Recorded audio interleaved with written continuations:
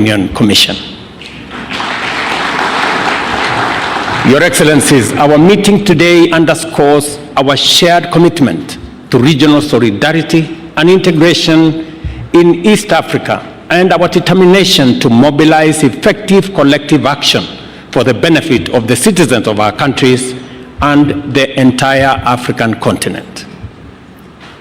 Our East African region, which is home to more than 500 million people, rightly considers this moment to be its turn to offer leadership on the basis of the principle of inter-regional rotation.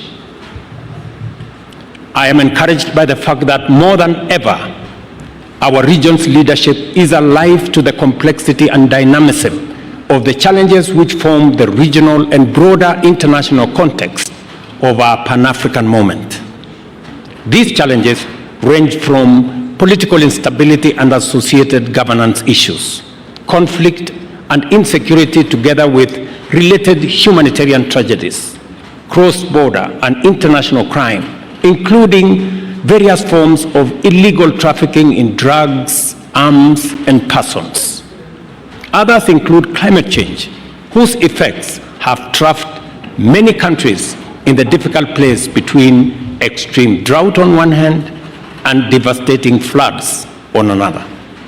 Equally encouraging is our firm shared understanding that this context is incomplete if we do not pay attention to the global implications of an African continent that is undeniably on the rise, powered by an unprecedented demographic dividend and equally incomparable endowment of natural resources, including critical minerals and renewable energy potential, which are vital for a future that is going to be underpinned by sustainable green growth.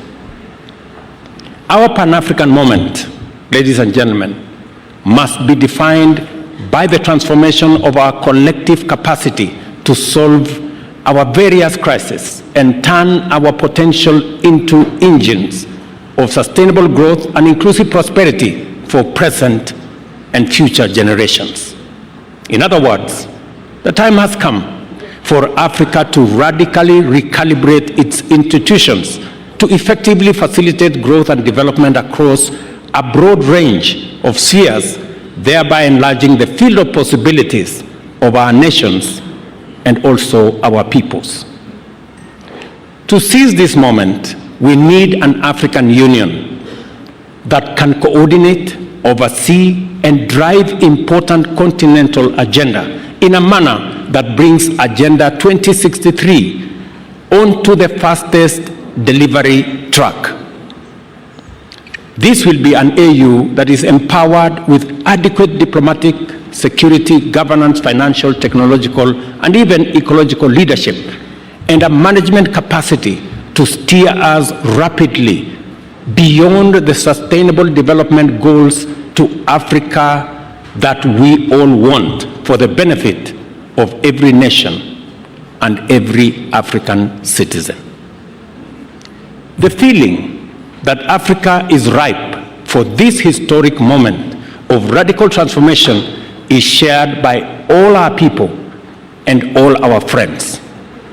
Nothing stops us from moving into the necessary gear to claim our destiny, and this is why institutional reforms at the African Union are fundamentally essential. This understanding of the monumental possibilities before us and the urgency of our historic moment was underscored here in Nairobi when, at the close of the inaugural Africa Climate Summit, the continent's leaders announced a new transformative agenda under the Africa Leaders Nairobi Declaration on Climate Change and call to action. Among many significant pronouncements, the Nairobi Declaration emphasized the imperative of just, inclusive, equitable, and fair multilateral institutional architecture as a fundamental prerequisite for us to transform our immense potential into inclusive opportunities and sustainable prosperity for all of us. Fellow African leaders agreed at the summit that this would be by enabling our continent to industrialize for the world, while also decarbonizing it using our abundant human, mineral, energy, and natural resources. The Honorable Raila Odinga has spoken extensively on the same. To actualize this ambition, the transformation must begin here at home in our continental institutions. Africa must aim at greater self-reliance and a more pronounced role in global governance. For this to happen, reliable and predictable resources to implement the Africa Union goals of sustainable development and deeper integration are necessary. To this end, I want to promise Kenya is firmly committed to upholding the Kigali decision and will remain a strong contributor to the AU budget as a pioneer in implementing the 0.2% levy on eligible imports. The evolving global landscape requires us to discard outdated principles, practices, and institutional arrangements in order to embrace new opportunities. It is a fact that our continent is now a significant global player, and we must leverage this enhanced profile to our advantage. The success of our transformation will be measured in terms of the relevance and effectiveness of our policies in transforming Africa from the ground up. Moreover, to give all our people and nations a fair chance to seize emerging opportunities, the task of addressing the persistent problems of state fragility and forgotten conflicts while boosting humanitarian efforts must further escalate significantly as a critical priority for all of us. Accordingly, Kenya has committed significant resources to processes aimed at achievement of peace and stability in our region, including in Sudan and also in Somalia. The complicated challenges arising from the prevailing geopolitical environment, including the impacts of war in Middle East and Eastern Europe, and the growing threats to cybersecurity at a time when humanity is increasingly reliant on technology and connectivity, which have intensified the dynamism and complexity of the operating environment of our institutions and require a flexible approach to technology and security.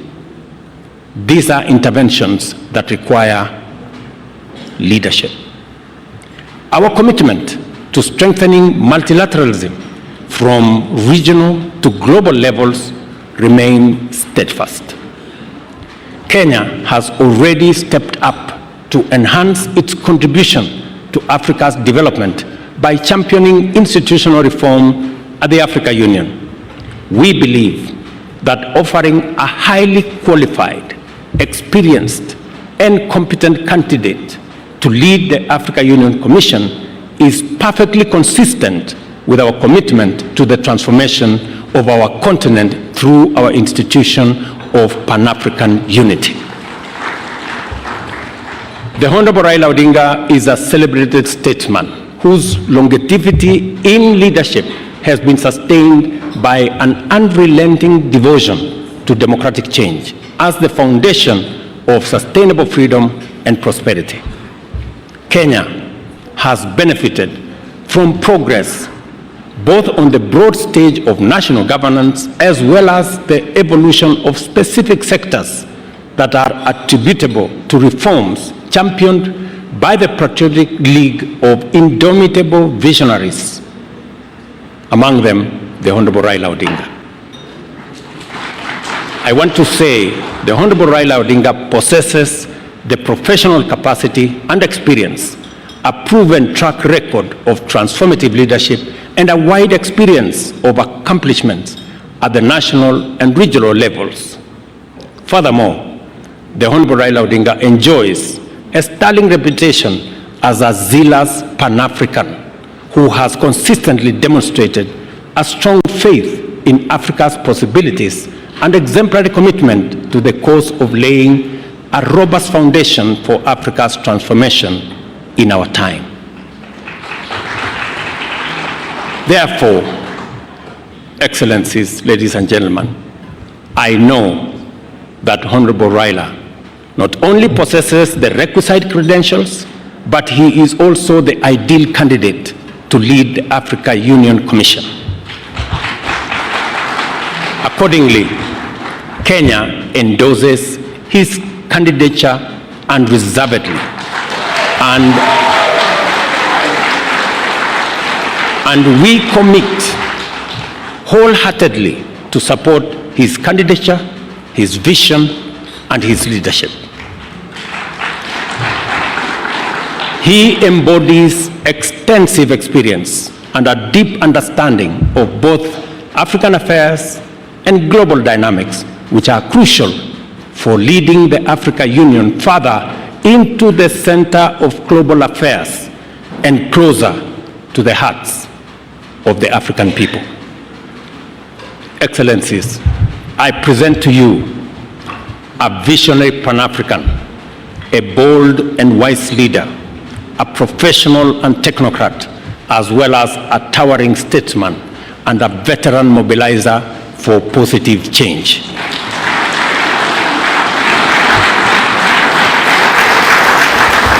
I am confident that he will give his utmost and do all it takes to make Africa proud and Africa powerful. I think the lion story is apt. To assist in making the case for Honorable Odinga's candidature, I also unveil the Secretariat, which will be led by Kenya's Foreign Affairs Principal Secretary, Horisingwe, and Ambassador Elkanah Odembo. It will also include a diverse membership drawn from 5 regions of the Africa Union.